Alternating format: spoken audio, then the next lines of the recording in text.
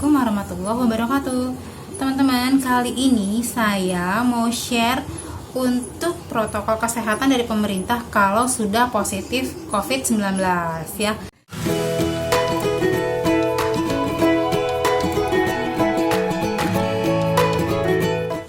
Oke teman-teman, jadi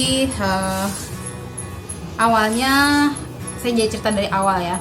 Jadi abang saya itu dia yang awal kena positif 19 ya. Dia swab antigen itu di hari Minggu pada malam hari dan dinyatakan positif.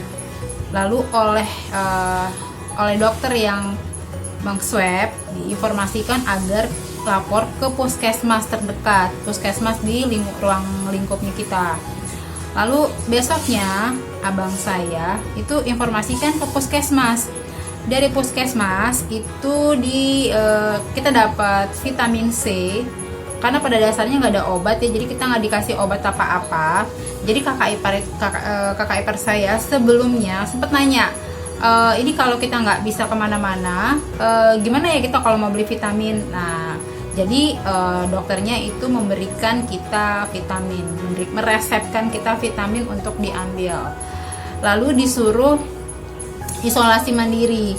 Jadi sempat ditanyain dulu di rumah itu ada siapa aja, lalu apakah ada tingkat apa enggak.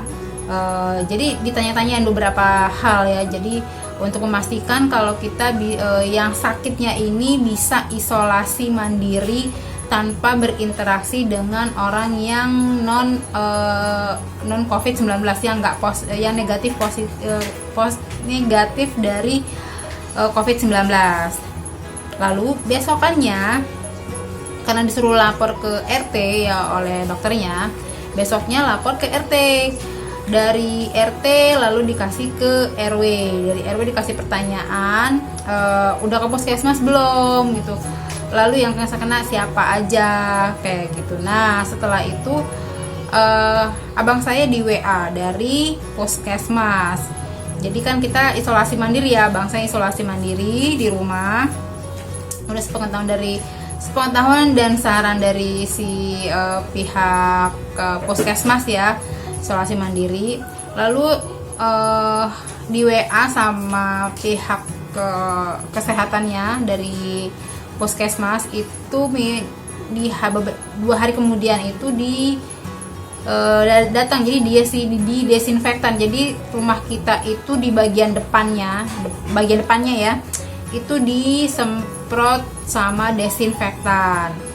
Lalu di WA juga abang saya untuk isolasi mandiri selama 14 hari dan setelah itu di swabnya swab antigen. Lalu setelah itu kita pada 14 hari itu abang saya di swab antigen 14 hari, saya lupa tanggal berapanya. Lalu besokannya adalah kita yang sekeluarga, yang lainnya, yang sisanya itu juga di swab. Jadi abang saya itu yang duluan di swabnya, lalu besokannya baru keluarga yang lain yang di swab antigen gitu. Nah setelah selesai ternyata yang positif adalah ayah saya. Jadi kita tuh waktu itu walaupun gejalanya sama ya, saya sama ibu saya gitu, tapi tetap jadi karena kita kan memang jadi berhubung yang dicek itu adalah abang saya aja waktu pas pertama kali ya.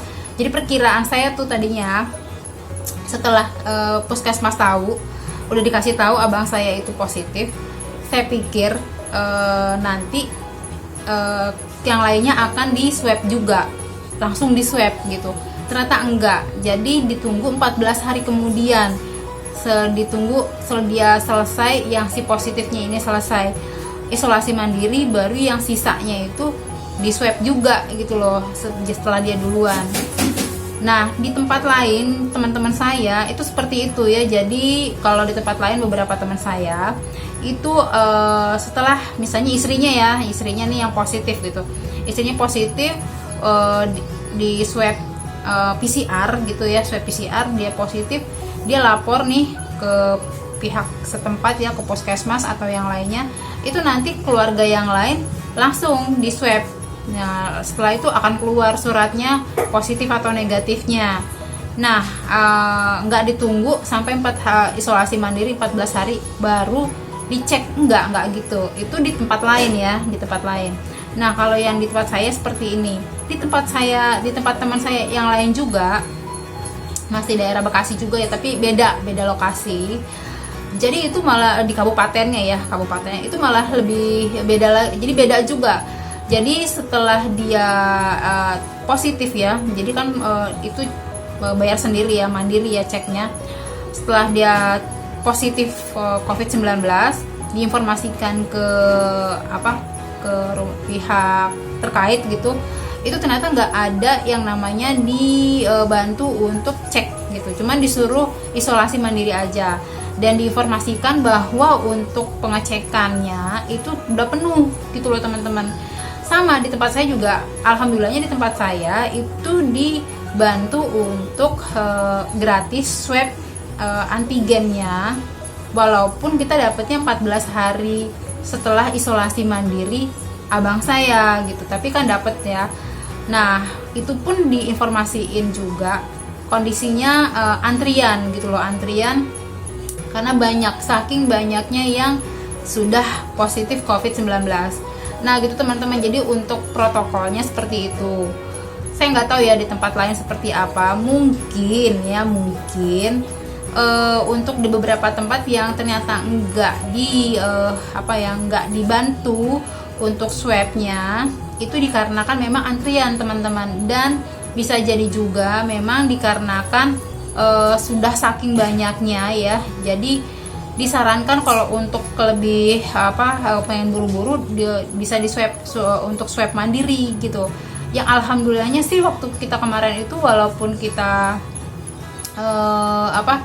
nggak disuruh swab mandiri, tapi ya lama gitu ya swabnya. Jadi kita inisiatif aja untuk walaupun kita nggak mengandalkan swab mereka, tapi karena memang sikonnya, situasi kondisi badan kita itu udah mirip banget sama abang saya, so kita waktu itu maintain tubuh kita itu ya seperti yang saya positif COVID-19 gitu loh teman-teman.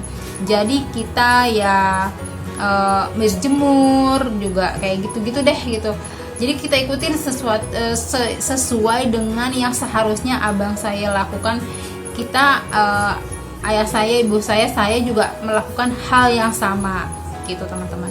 Jadi untuk protokol kesehatannya seperti itu. Mudah-mudahan bisa membantu teman-teman yang memang positif COVID-19 dan nggak tahu harus gimana, atau teman-teman yang mungkin disuruh kantornya atau dari biasanya sih dari kantor yang suka suruh cek ya, karena ada yang kena COVID-19, lalu kita yang udah berinteraksi disuruh cek juga apakah COVID-19 juga apa enggak, lalu bingung setelah itu mau ngapain. Nah caranya seperti itu teman-teman, urutan-urutannya ya kalaupun berbeda ya mohon maaf ya, tapi setahu saya secara urutan sih sama, tapi hasilnya mungkin beda-beda.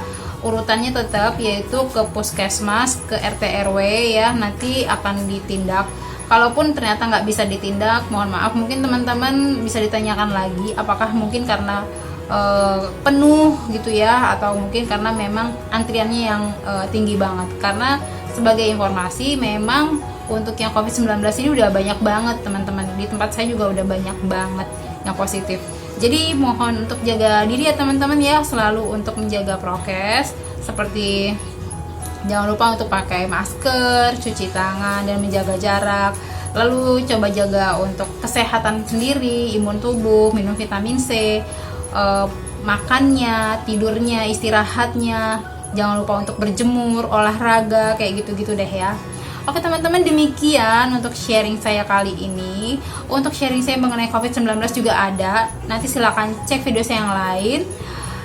Dan jangan lupa, bila suka dengan video ini silahkan di like, dan bila merasa bermanfaat untuk video ini silahkan di share ke teman-teman kamu. Dan jangan lupa tinggalkan jejak dengan klik subscribe di channel ini agar channel ini tetap ada dan tetap memberikan sharing-sharing bermanfaat dan positif untuk kamu. Oke, wassalamualaikum warahmatullahi wabarakatuh. Sampai jumpa di video berikutnya.